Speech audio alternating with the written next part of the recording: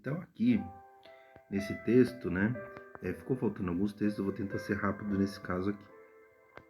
O que acontece aqui, caso de Daniel interpretava os sonhos, né, e é mais um caso daquele específico onde que o faraó teve um sonho. Então, eu falei o quê? O ímpio teve o sonho. Então, existem casos onde sim, o ímpio pode ter um sonho revelador, entende? Isso pode acontecer. Aconteceu com o faraó, aconteceu com Nabucodonosor. Depois eu vou falar uma situação que eu fiquei sabendo. Mas enfim, vamos lá. Então, o que acontece? Ele revela aqui o sonho, né? Nabucodonosor, o Daniel vai lá, revela o sonho que foi dado por Nabucodonosor. Vamos ler esse versículo 28. Mas existe um Elohim dos céus que revela os mistérios. Ele ordenou a rei Nabucodonosor o que acontecerá nos últimos dias. O sonho e as visões que passam por sua mente quando estavas deitado foram as seguintes. Então, Daniel revelou o sonho que Nabucodonosor teve e a interpretação do sonho. Então, veja, quer dizer, o ímpio tendo o sonho, né? Até porque talvez o Criador queria que chegasse até Daniel esse sonho, né? Então, veja aí. Outra situação aqui, Jeremias, né? Aqui no caso de Jeremias, tem muita situação de que ele critica os falsos profetas. E geralmente o falso profeta está associado a sonhos falsos, a mentira, né? Por exemplo, nesse caso aqui, ele diz: ouve, dizem os profetas, que profetizam mentiras em seu nome, dizendo: tive um sonho, tive sonho. Até quando profetas continuarão a profetizar mentiras e ilusões de suas próprias mentes? Eles imaginam sonhos que contam uns aos outros e farão o povo esquecer o meu nome. E assim como seus antepassados esqueceram o nome por causa de Baal. Esse texto é muito importante também por causa do nome. Foi um dos textos assim que o pai falou muito comigo em relação ao nome, a importância do nome. Veja aqui, né, que os sonhos que os profetas tinham falsos faziam as mentiras que eles inventavam, faziam com que as pessoas esqueciam do nome do Criador. Olha, eles imaginam sonhos que contam uns aos outros e farão o povo esquecer o meu nome, assim como seus antepassados esqueceram o meu nome por causa de Baal. Então o povo esqueceu o nome do Criador, infelizmente. Aí foi esquecido o nome do Criador, né? Agora é o seguinte, eles estavam fazendo o quê? Sonhos falsos, não é a situação. A situação o quê? É a que o pai sempre criticou, os profetas sempre criticaram os sonhos falsos, que são esses sonhos que estão no sistema religioso muitas vezes hoje. Não estou falando todas as igrejas, mas a maioria. Tem muitas igrejas que inventam testemunhos, inventam sonhos para poder as pessoas acreditarem no sistema. Então tem muito testemunheiro, muito testemunho falso, sabe? Assim, eu já identifico logo de cara esses testemunhos falsos, né? Mas teve um caso muito importante que aconteceu uns tempos atrás, que teve uma banda famosa, né, no meio evangélico, que falava um monte de testemunho falso. Depois o cara se arrependeu e começou a falar a verdade, falava que os testemunhos era tudo falso, entendeu? E fazia um sucesso tremendo a banda, todo mundo ficava em êxtase por conta dos testemunhos que ele dava, falava de curas, falava de coisas assim sobrenaturais, né? E era tudo falso. Então, eles acreditam que eles estão levando as pessoas ao Criador, mas não estão. Porque eles levam as pessoas ao êxtase, eles levam as pessoas a crerem de uma forma errada, a acreditarem no Criador, não da forma como o Criador opera de verdade, de uma forma falsa, de uma forma que ele mesmo está operando. Depois eu explico mais sobre isso. Mas, enfim, o que a gente está estudando aqui é o sonho verdadeiro. Então, vamos para o próximo versículo. Vamos ver. Aqui, Daniel de novo, eu vou pular a mesma coisa, né? Ele revela o sonho do rei. Aqui a gente vai para esse daqui de Juízes, que é interessante também, o sonho de Gideão. Gideão libertou o povo dos midianitas. Então, o que acontece com Gideão? Olha lá. Gideão chegou bem no momento em que o homem estava contando o seu sonho ao amigo. Tive o sonho, dizia ele. Um pão de cevada vinha rolando dentro do acampamento midianita e atingiu a tenda com tanta força que ele tombou e se desmontou.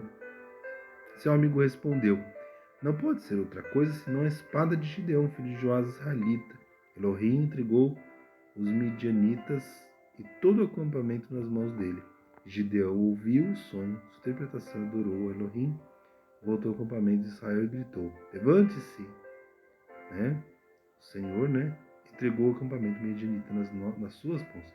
Tipo, o sonho veio para confirmar o que Gideão já tinha ouvido do Criador, para dar mais força para ele. Olha, isso daí é uma revelação, você tem que fazer isso aí. E agora um sonho que é mais perturbador, né? Que eu vou falar aqui, mas que é real também. Acredito muito nisso. Olha só.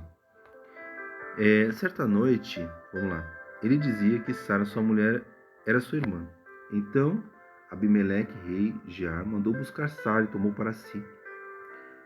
Então o cara lá pegou Abraão, ó. Abraão partiu dali, da região Negueb, e foi viver em Cádiz e Sur.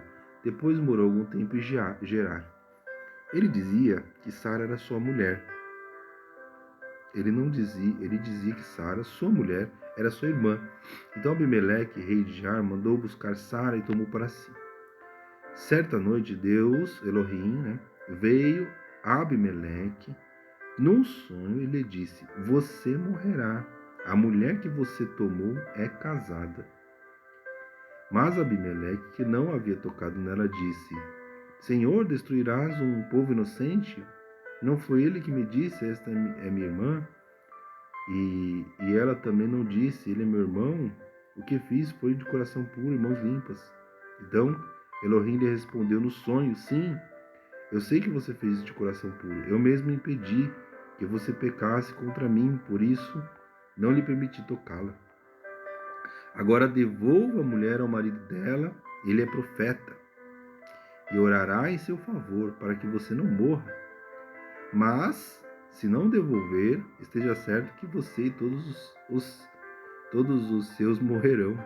Na manhã seguinte, Abimeleque convocou todos os seus conselheiros quanto lhes contou tudo o que acontecera e tiveram muito medo. Então aqui, esta passagem mostra o quê? Esse tipo de aviso do Criador de morte, né? E vem do Criador, ou seja, o Criador pode sim avisar uma pessoa que ela pode estar no caminho de morte. E o que acontece? Existem casos assim, que é notórios, assim, que aconteceram, por exemplo, o caso dos Mamonas Assassinas, né? Dizem que eles eram evangélicos, né? E algum deles ali, não sei se todos, ou um ou dois, e eles estavam tendo esse sonho recorrente de morte, de cair avião, né? Velório, essas coisas assim, né? E eles não se atentaram para essas coisas, não ouviram, não deram bola. Parece que tem um vídeo até deles comentando sobre isso que vazou, acho que falando, não sei se foi no cabeleireiro, em algum lugar, e aí alguém filmou um deles falando sobre isso, sobre o sonho que teve do avião caindo, e eles começaram a zombar, acreditar que era, não, é porque a gente anda muito de avião, né, não é uma coisa real, entende? E no final aconteceu o que aconteceu, né? Mas assim, eu já vi várias histórias assim, agora não vou me lembrar, né? De situações que realmente aconteceram, né? Agora, eu vou entrar depois na questão do sonho específico, né? Do caso específico, para analisar conforme estes parâmetros que eu falei, para mostrar que tem muita coincidência ali, que eu não acredito que seja coincidência, né? Porque, como eu disse, existem elementos que o Criador vai trazer. E alguns desses elementos são, por exemplo, são visões que se complementam, né? São visões que se repetem e são visões que,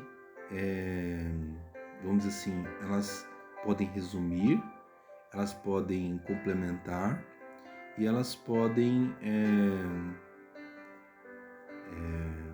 falar a mesma coisa de uma forma diferenciada. Então, esses três elementos aí, que são os elementos que a gente falou lá do sonho de José. Então, são sonhos repetitivos, né? Ou seja, que repetem a mesma situação, ou seja, 2 sonhos são 1, 3 sonhos são 1, são sonhos que se complementam e no final das contas é um sonho só, né? porque é uma mensagem só, então um sonho só. E são coisas que podem acontecer, por exemplo, a pessoa está pedindo uma revelação, né? E assim, o sonho basicamente tem muito a ver com a visão também. Daniel também tinha visão. Então, quando Daniel estava orando, jejuando, durante dias lá, ele teve a visão. Então ele estava buscando uma resposta do Criador, e a resposta veio, na verdade, como uma visita de um anjo, né? Como uma visão de um anjo mesmo. Mas poderia ser um sonho, né? O Criador pode dar um sonho, porque um sonho é muito mais prático para o Criador mandar do que ele mandar um anjo para dar uma resposta, entende? O sonho, se a pessoa é sensível, se a pessoa realmente está atenta, se a pessoa realmente sabe interpretar o sonho, ela vai dar atenção. E se ela não sabe interpretar, ela pode perguntar para alguém que saiba, né? Por quê? Porque o Criador ele quer que as pessoas vivam, sim, em comunidade, em união, né? Os irmãos tenham pessoas que possam ajudar uns aos outros, né? E estarem intercedendo pelos outros, né?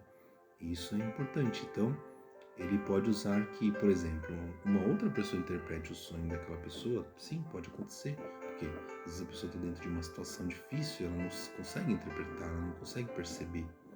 Então, outra pessoa vem e ajuda a interpretar o sonho, sim. Então, são essas coisas. O Apocalipse, né? Interessante, o Apocalipse vai mostrar mais um elemento aí interessante. Então, eu vou pedir para você anotar esses elementos, né? Anota esses pontos que eu falei, para você depois entender a visão, como eu vou interpretar a mesma visão que você teve, como eu vou trazer o entendimento da visão que você teve. Então, olha só, anota todos esses pontos que eu falei. Então, você vai entender o seguinte, no Apocalipse existe uma interpretação um pouco mais avançada, que é o quê? O livro de Apocalipse, ele parte do macro e vai para o micro. Ele vai para o detalhe, ele sai do mais genérico e vai para o mais específico. Então tem textos que mostram uma cena, por exemplo, mais por cima. Depois ele volta no tempo, ele vai voltar para o mesmo texto, um texto que as pessoas não vão perceber isso, elas acham que é linear. Só que ele volta no tempo, e aí ele começa a detalhar alguma cena. É como se João visse aquilo, e depois o Criador volta, rebobina a fita, e mostra novamente, só que agora ele coloca ele lá mais pertinho, lá dentro da cena. É mais ou menos como acontece muitas vezes com sonhos. Então o sonho pode acontecer isso, ou seja, a pessoa vê uma cena, depois ela vê um pedaço diferente da cena, mais detalhado. Ou o Criador enfatiza determinado ponto. Olha, este é o ponto que eu quero enfatizar agora para você, viu? Aí depois ele vai para o detalhe. Então, isso é uma coisa tremenda assim, do Criador. Muito amor do Criador quando a pessoa recebe um sonho, né? Eu já tive algumas experiências assim. E, assim, realmente é maravilhoso, né? E que mais? Agora eu não estou me lembrando, mas é isso, né? Eu acho que deu para falar bastante coisa aqui. Deixa eu ver se depois eu lembro de mais alguma